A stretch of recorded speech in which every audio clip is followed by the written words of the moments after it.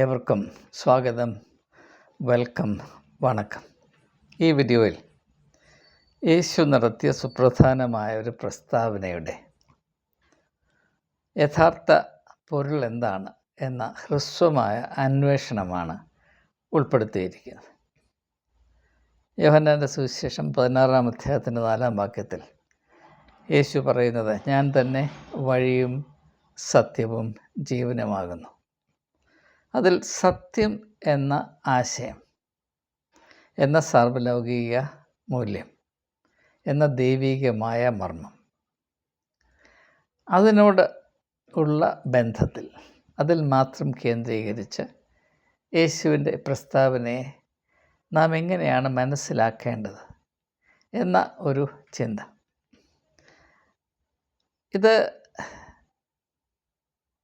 മനസ്സിലാക്കുന്നതിൽ നമുക്ക് പുരോഗതി ഉണ്ടാകണമെങ്കിൽ ഇപ്പോൾ എപ്രകാരമാണ് ഇത് മനസ്സിലാക്കിയിരിക്കുന്നത്, പരക്കെ ധരിച്ചിരിക്കുന്നത്, ആ നിലവിലിരിക്കുന്ന ധാരണയിൽ എന്തെങ്കിലും തെറ്റിദ്ധാരണയുണ്ടോ എന്ന അന്വേഷണത്തിൽ കൂടെ മാത്രമേ ഇതുവരെയും നമ്മുടെ ശ്രദ്ധയിൽപ്പെടാത്ത സാധ്യതകൾ ഏതെങ്കിലും ഉണ്ടെങ്കിൽ, ഉണ്ടെന്ന് ഞാൻ അങ്ങ് അവകാശപ്പെടുകയല്ല, ഉണ്ടെങ്കിൽ അത് അന്വേഷിക്കാൻ തന്നെ നമുക്കൊരു മനസ്സ് അനുഭവപ്പെടണമെങ്കിൽ നാം ഇപ്പോൾ വെച്ചു പുലർത്തുന്ന ആ ഒരു കാഴ്ചപ്പാട്, ഈ ഒരു പ്രസ്താവനയെ മനസ്സിലാക്കുന്ന വിധം, അതിൽ എന്തെങ്കിലും അപാകതയോ അപ്രസക്തിയോ അപൂർണതയോ അബദ്ധമോ ഉണ്ടോ എന്ന് അന്വേഷിക്കുക അനിവാര്യമാണ്. അപ്പോൾ നാം എപ്രകാരമാണ് ഈ ഒരു വിഷയത്തെ മനസ്സിലാക്കിയിരിക്കുന്നത്? ഏത് ക്രിസ്ത്യാനിയോട് ചോദിച്ചാലും അവൻ പറയും, യേശു സത്യമാണ്, അതുകൊണ്ട് ബാക്കിയുള്ളവരെല്ലാം, യേശു സത്യമാണ്, യേശു ക്രിസ്ത്യാനിയുടെ സ്വകാര്യ സ്വത്താണ്, അതുകൊണ്ട് ക്രിസ്ത്യാനികൾക്ക് മാത്രമേ സത്യവുമായ ബന്ധമുള്ളൂ, അതുകൊണ്ട് ക്രിസ്ത്യാനികളല്ലാത്ത എല്ലാവരും അസത്യത്തിൻ്റെ അന്ധകാരത്തിൽ ഇങ്ങനെ പെട്ടുകിടക്കുന്നവരാണ്. ഇങ്ങനെയല്ലാതെ നാം ഒരിക്കലും യേശുവിൻ്റെ ഈ പ്രസ്താവനയെ മനസ്സിലാക്കാൻ ശ്രമിച്ചിട്ടില്ല, അതിന് നമുക്ക് സാധിച്ചിട്ടില്ല, അതിനുള്ള അനുവാദവും നമുക്ക് ലഭിച്ചിരുന്നില്ല. എന്നാൽ അതുതന്നെയാണോ യേശു ഉദ്ദേശിച്ചത് എന്ന് പ്രത്യേകമായി ചിന്തിക്കേണ്ട ഒരു ആവശ്യവും ചുമതലയും നമ്മുടെ മേൽ നിർബന്ധം ചെലുത്തുന്നുണ്ട്. സത്യം അന്വേഷിച്ചറിയുന്നതിൽ ഭയപ്പെടരുത്. യേശു പറഞ്ഞില്ലേ, നിങ്ങൾ ഭയപ്പെടരുത്. അതുകൊണ്ട് അന്വേഷിക്കുന്നവൻ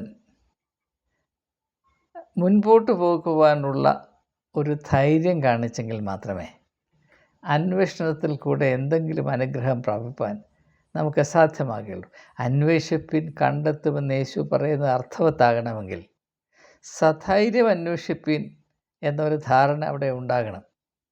പേടിച്ചു വിറച്ചാണ് അന്വേഷിക്കുന്നതെങ്കിൽ തീർച്ചയായും 2 കണ്ണും അടച്ച് മാത്രമേ നമുക്ക് അന്വേഷിക്കാൻ സാധ്യമാകുകയുള്ളൂ. അങ്ങനെ 2 കണ്ണും അടച്ച് അന്വേഷിച്ചാൽ നാം ഒന്നും കണ്ടെത്തുകയില്ല. അങ്ങനെയുള്ളൊരവസ്ഥയിലാണ് നാം ആയിരിക്കുന്നത്. ഇതൊരു ശോചനീയമായ അവസ്ഥയാണ് എന്നത് തിരിച്ചറിയുവാൻ നമുക്കിടയാകട്ടെ എന്ന് ഞാൻ ആത്മാർത്ഥമായി പ്രാർത്ഥിക്കുകയാണ്.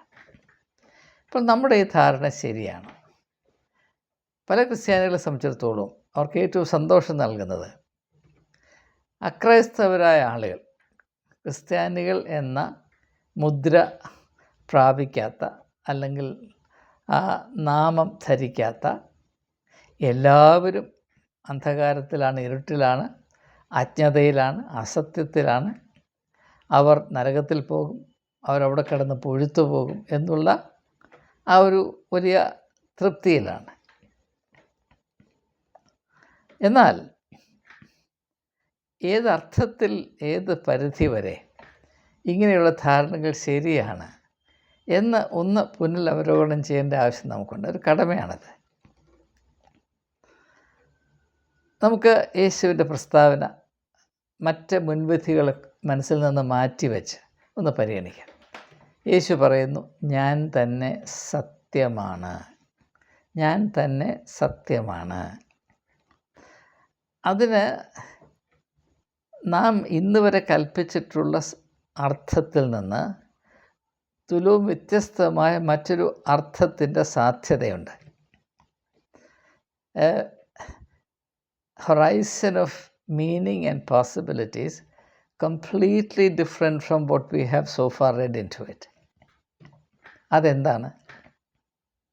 ലോകത്തിൽ എവിടെയൊക്കെ മനുഷ്യൻ സത്യത്തെ അന്വേഷിക്കുന്നുണ്ടോ, സത്യത്തെ സ്നേഹിക്കുന്നുണ്ടോ, സത്യത്തെ പ്രാബല്യത്തിൽ വരുത്തുവാൻ പ്രവർത്തിക്കുന്നുണ്ടോ, അതിൻ്റെ വില കൊടുക്കുവാൻ തയ്യാറാകുന്നുണ്ടോ, അവിടെയൊക്കെയും ഞാൻ ഉണ്ട് എന്നതാണ് എൻ്റെ അർത്ഥം.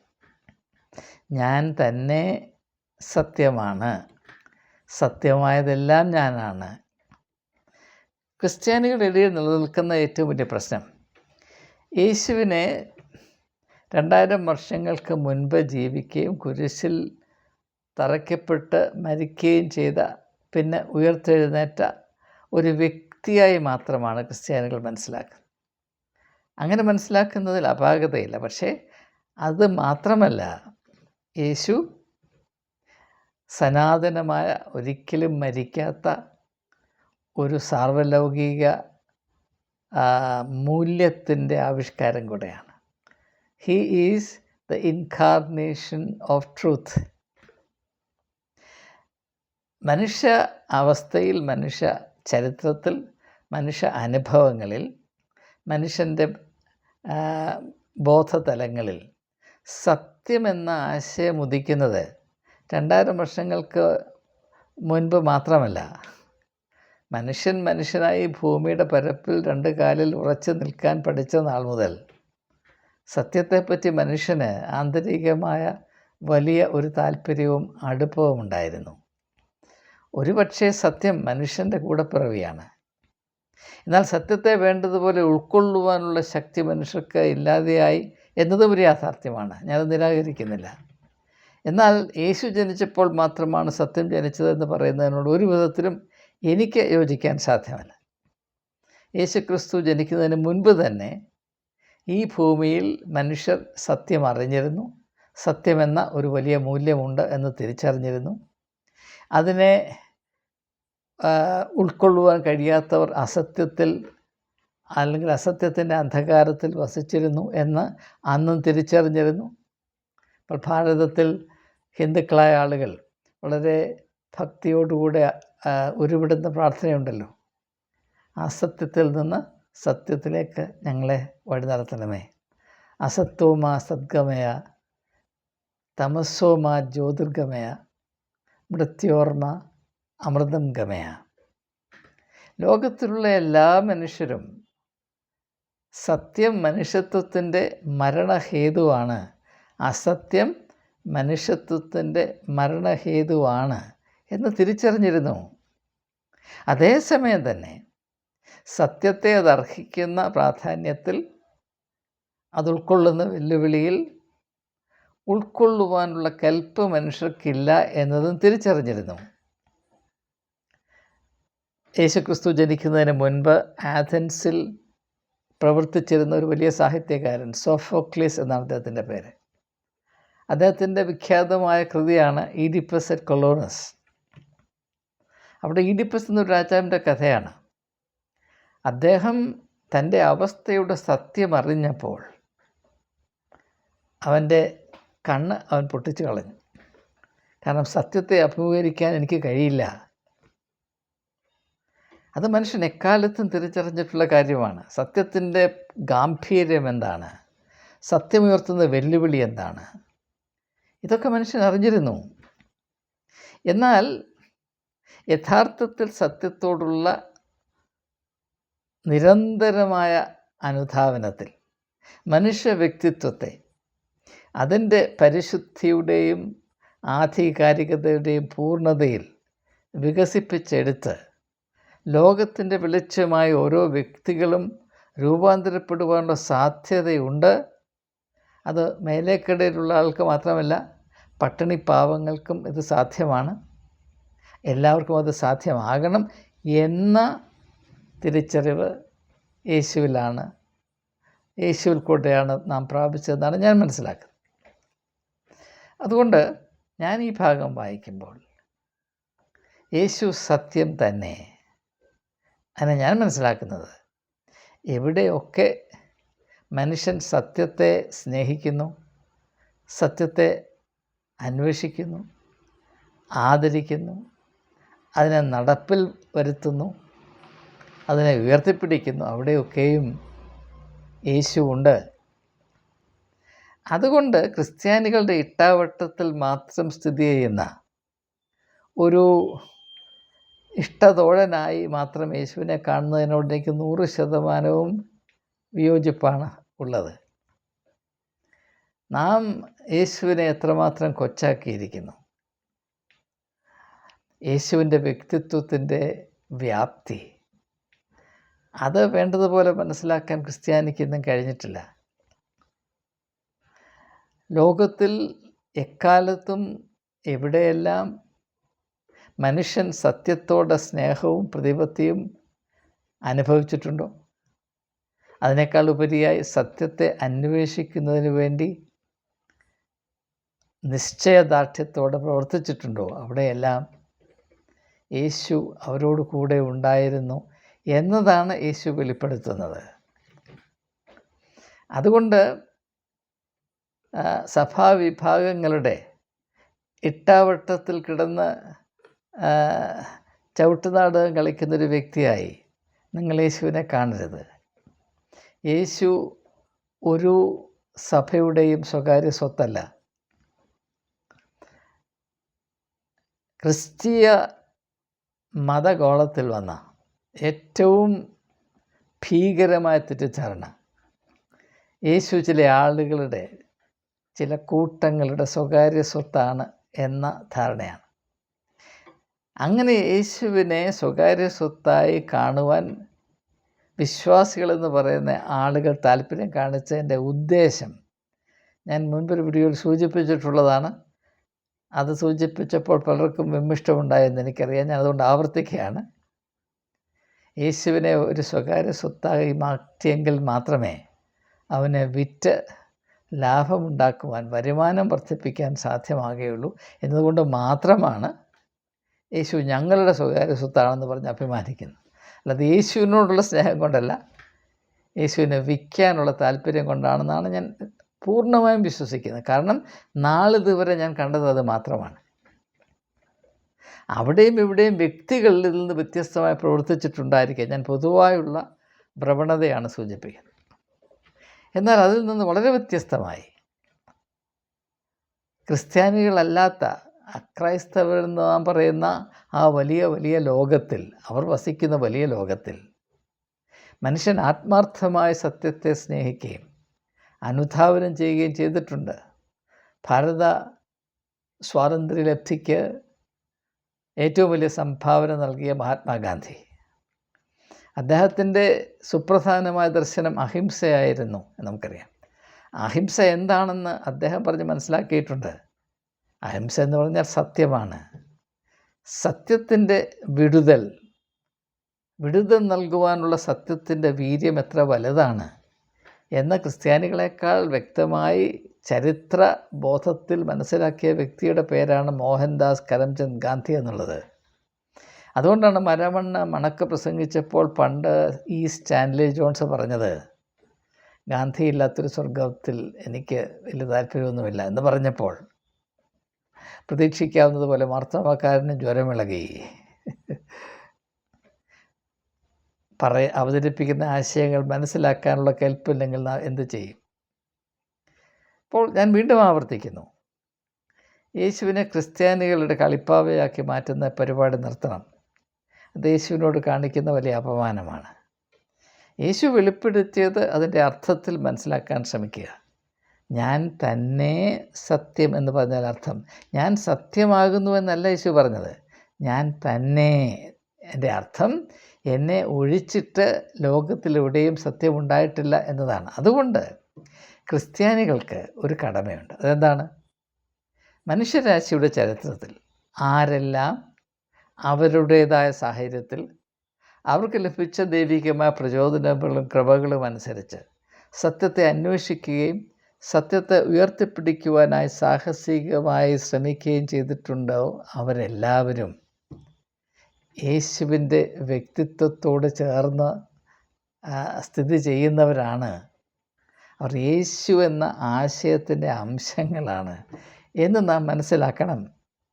ഞാൻ പലതവണ പല വീഡിയോകളിൽ സോക്രട്ടീസിനെ പറ്റി പരാമർശിച്ചിട്ടുണ്ട്. സോക്രട്ടീസിന് സത്യത്തോടും നീതിയോടും ഉണ്ടായിരുന്ന ആ സാഹസികമായ പ്രതിഷ്ഠ അവകാശപ്പെടാൻ കഴിവുള്ള നട്ടലുള്ള ഒരു ക്രിസ്ത്യാനി ഇന്ന് ഈ ഭൂമിയുടെ പരപ്പിലില്ല എന്നതാണ് ഞാൻ വിശ്വസിക്കുന്നത്. എന്നാലും ക്രിസ്ത്യാനി പറയും സോക്രട്ടീസ് മാമോദീസ ഇല്ലാഞ്ഞത് കൊണ്ട് അവൻ അസത്യമാണെന്ന് പറഞ്ഞു കളയും, അവൻ യേശുവുമായി ബന്ധമില്ല എന്ന് പറഞ്ഞു കളയും. ഇത് ഒന്നുകൂടെ മനസ്സിലാക്കുന്നതിന് സുവിശേഷത്തിൽ നിന്ന് ഒരു സംഭവം ഒന്ന് ഹ്രസ്വമായി പരിഗണിക്കട്ടെ. നമുക്കേവർക്കും താല്പര്യവും പരിചയമുള്ള മറുരൂപമലയുടെ അനുഭവം. യേശു തൻ്റെ പ്രിയ ശിഷ്യന്മാരുമായി അവിടെ പോവുകയും ആ പ്രത്യേക സാഹചര്യത്തിൽ അവൻ്റെ വ്യക്തിത്വം രൂപാന്തരപ്പെട്ട് അവൻ മോശയുടെയും ഏലിയാവിൻ്റെയും കൂടെ സമ്പാദിച്ചു കൊണ്ടിരിക്കുന്ന അഭൗമമായൊരു ദർശനം തൻ്റെ പ്രിയ ശിഷ്യന്മാർക്ക് ലഭിച്ചു എന്നത് നമുക്കറിയാം. അതിൻ്റെ അർത്ഥം എന്താണ്? മോശ ഇസ്രായേൽ മക്കളെ മിസ്രയീം ദേശത്തെ അവരുടെ അടിമത്വത്തിൽ നിന്ന് വിടുവിച്ചു. ആ വിടുതലിൻ്റെ ശക്തി സത്യത്തിൻ്റെ ശക്തിയാണെന്ന് യേശു പറഞ്ഞിട്ടില്ലേ? സത്യം നിങ്ങളെ സ്വതന്ത്രരാക്കും. മോശ അടിമത്വത്തിൽ നിന്ന് യഹൂദന്മാരെ മിസ്രയീം ദേശത്ത് നിന്ന് വിടുവിച്ചത് അസത്യത്തിൻ്റെ ശക്തി കൊണ്ടല്ല, ദൈവത്തിൻ്റെ ശക്തി കൊണ്ടാണ്. ദൈവം സത്യം തന്നെയാണ്. അപ്പോൾ സത്യം എന്നത് യേശുവിൻ്റെ കാലത്ത് മാത്രമല്ല, അതിന് മുമ്പും പ്രവർത്തിച്ചിരുന്നു നമുക്കറിയാമല്ലോ. ഏലിയാവാരായിരുന്നു? പ്രവാചകനായിരുന്നു. പ്രവാചക ദൗത്യം എന്താണ്? ദൈവം വെളിപ്പെടുത്തുന്ന സത്യങ്ങൾ മായം ചേർക്കാതെ അത് അർഹിക്കുന്ന ഗാംഭീര്യത്തിൽ വിളിച്ചു പറയുക, എന്ത് തിരിച്ചടി കിട്ടുമെന്ന് ഭയപ്പെടാതെ, സത്യത്തിന് അല്പം പോലും മങ്ങലോ പോറലോ ഏൽക്കാതെ തനിക്ക് നൽകിയിരിക്കുന്ന ഈ സാക്ഷ്യം സാഹസികമായി നിലനിർത്തുക. അതാണ് ഒരു പ്രവാചക ദൗത്യം. അപ്പോൾ മോശയും ഏലിയാവും യേശുവിനോടുകൂടെ മറുരൂപമലയിൽ പ്രത്യക്ഷപ്പെട്ടു എന്ന് പറയുമ്പോൾ അത് പ്രതീകാത്മകമായ ഒരു വെളിപ്പെടുത്തലാണ്. എന്താണത്? ഇത് സത്യത്തിൻ്റെ പരമ്പരയാണ്. എവിടെയൊക്കെ സത്യം മനുഷ്യ അനുഭവങ്ങളിലേക്ക് കടന്നു വന്നിട്ടുണ്ട്, അവിടെയെല്ലാം യേശു അവരുടെ ജീവിതത്തിൽ, അവരുടെ മധ്യത്തിൽ, അവരുടെ സാഹചര്യത്തിൽ ഇടപെട്ടിട്ടുണ്ട്. മിസ്രയീം ദേശത്തെ അടിമത്വത്തിൽ നിന്ന് ജനം വിടുവിക്കപ്പെട്ടപ്പോൾ അവിടെയും യേശു എന്ന മർമ്മം പ്രവർത്തിച്ചു എന്നതാണ് മറുരൂപമലയിൽ കൂടെ എനിക്ക് പ്രാപിക്കുന്ന വെളിപ്പെടുത്തൽ. അതുപോലെ ഏലിയാവ് പ്രവാചകത്തിൻ്റെ പ്രവാചക ദൗത്യം നടത്തിയ എല്ലാ സാഹചര്യങ്ങളിലും യേശു അവനോട് കൂടെ ഉണ്ടായിരുന്നു എന്ന് വിശ്വസിക്കാനാണ് ഞാൻ താല്പര്യപ്പെടുന്നത്. എന്ന് മാത്രവുമല്ല, ലോകത്തിൽ എവിടെയൊക്കെ ഏതെല്ലാം യുഗാന്തരങ്ങളിൽ മനുഷ്യൻ സത്യത്തോട് കൂറുപാലിച്ചിട്ടുണ്ടോ അവിടെയൊക്കെ യേശു ഉണ്ടായിരുന്നു. ഇന്നും ലോകത്തിൽ എവിടെയെല്ലാം മനുഷ്യൻ സത്യത്തെ അന്വേഷിക്കുവാനും അംഗീകരിക്കുവാനും നട്ടല് കാണിക്കുന്നു, അവിടെയൊക്കെയും യേശു അവരോട് കൂടെയുണ്ട് എന്നതാണ് എൻ്റെ ഉത്തമ വിശ്വാസം. എന്നാൽ അതൊക്കെ അങ്ങോട്ട് മാറ്റിവെച്ചിട്ട് കാപഠ്യത്തിൻ്റെയും കപടഭക്തിയുടെയും പരിവേഷമണിഞ്ഞ് ചില മതപരമായ പ്രക്രിയകൾ നടത്തുന്നവർ യേശുവിനെ അവരുടെ സ്വകാര്യ സ്വത്താക്കുന്നു എന്ന് പറയുമ്പോൾ അതിനോടൊരു വിധത്തിലും യോജിക്കാൻ എനിക്ക് കഴിയുന്നില്ല എന്ന് ആവർത്തിച്ച് ഞാൻ നിങ്ങളോട് പറയുകയാണ്. അതുകൊണ്ട് സത്യമായ യേശുവിനെ, സത്യം തന്നെയായ ക്രിസ്തുവിനെ ഉൾക്കൊള്ളുവാനുള്ള വിശാലതയോ ആത്മീകമായ ധൈര്യമോ നീതി സത്യബോധമോ ഇന്ന് ക്രിസ്തീയ ഗോളത്തിൽ നിന്ന് അമ്പെ വിട്ടുപോയിരിക്കുന്നുവെന്ന ദുഃഖകരമായ യാഥാർത്ഥ്യത്തെ നാം തിരിച്ചറിയേണ്ട ആവശ്യമുണ്ട്. എന്ന് മാത്രവുമല്ല, അങ്ങനെ ക്രിസ്ത്യാനികൾക്ക് വേണ്ടാത്ത സത്യത്തിൻ്റെ ആവിഷ്കാരമായ ക്രിസ്തുവിനെ അവർ ഏത് വാക്ക് അല്ലെങ്കിൽ നാമം അല്ലെങ്കിൽ പേര് പറഞ്ഞ് അംഗീകരിക്കുന്നു എന്നത് അങ്ങോട്ട് മാറ്റിവെച്ചിട്ട് സത്യത്തെ അന്വേഷിക്കുകയും കണ്ടെത്തുകയും ചെയ്യുന്ന അനേകം ആളുകൾ ക്രിസ്തീയ വളപ്പിനപ്പുറത്തുണ്ട് എന്ന യാഥാർത്ഥ്യം കൂടെ തിരിച്ചറിയുവാൻ ക്രിസ്ത്യാനിക്കിടയാകട്ടെ. അങ്ങനെയാണെങ്കിൽ ഒരുപക്ഷേ ക്രിസ്ത്യാനിക്ക് കുറച്ചുകൂടെ ബോധം വരും എന്ന ഒരു വലിയ പ്രതീക്ഷ എനിക്കുണ്ട്. അതുകൊണ്ടാണ് ഈ ഒരു വെളിപ്പെടുത്തൽ നടത്തുവാൻ ഞാൻ പ്രേരിപ്പിക്കപ്പെട്ടത്. അതുകൊണ്ട് നാം ഇന്ന് വരെ യേശുവിൻ്റെ ഈ വെളിപ്പെടുത്തലിനെ തികച്ചും ബാലിശമായ വിധത്തിലാണ് മനസ്സിലാക്കി വച്ചിരിക്കുന്നത്. അതുകൊണ്ട് നമ്മുടെ ഇട്ടാവട്ടത്തിൽ എപ്പോഴും കറങ്ങിത്തിരിഞ്ഞ് നടക്കുന്ന ചില ആശയങ്ങൾക്കപ്പുറത്ത് എന്തെങ്കിലും മേന്മേറിയ ആശയമുണ്ടോ, ആത്മീയമായ വെളിപ്പെടുത്തലുണ്ടോ, തിരിച്ചറിവുണ്ടോ എന്നത് അംഗീകരിക്കുമ്പോൾ ക്രിസ്ത്യാനികൾക്ക് പൊതുവെ വലിയ വിമിഷ്ടമാണ്. അവർ ക്രിസ്തു മതത്തോട് കൂറില്ലാത്തത് കൊണ്ടാണ് എന്ന് ഒക്കെ പറഞ്ഞ് ക്രിസ്തുമതത്തിൻ്റെ ശത്രുക്കളാണ് അങ്ങനെ ചെയ്യുന്നവർ, ചിന്തിക്കുന്നവർ എന്നൊക്കെ വിചാരിച്ച് നടക്കുന്നവരെ പറ്റി എന്ത് പറയാനാണ്. ഏതായാലും എൻ്റെ ആശ്വാസം നസ്രയനായ യേശു അത്രേ. ഞാൻ അവരിൽ നിന്ന് പഠിച്ചത് ഇതാണ്. അതുകൊണ്ട് മുൻവിധിയില്ലാതെ, പ്രിജുഡിസ് ഇല്ലാതെ ലോകത്തിൽ എവിടെയൊക്കെ മനുഷ്യൻ സത്യത്തെ അന്വേഷിച്ചിട്ടുണ്ടോ, കണ്ടെത്തിയിട്ടുണ്ടോ, അതിനെ നന്ദിപൂർവ്വം സ്വീകരിക്കാനുള്ള സ്വാതന്ത്ര്യം ദൈവദത്തമാണ്. അതതിൻ്റെ പൂർണ്ണ തോതിൽ പ്രയോജനപ്പെടുത്തുക എൻ്റെ കടമയാണ്. ഞാൻ അന്ത്യം വരെയും അത് നിർവഹിച്ചു കൊണ്ടേയിരിക്കും. നിങ്ങളും ഈ ഒരു സാധ്യതയെ ദയവായി പരിഗണിക്കണമേ എന്ന് വിനീതമായി അഭ്യർത്ഥിച്ചുകൊണ്ട്, അപേക്ഷിച്ചുകൊണ്ട് വാക്കുകൾ ഉപസംഹരിക്കുന്നു. എല്ലാവർക്കും എൻ്റെ നമസ്കാരം.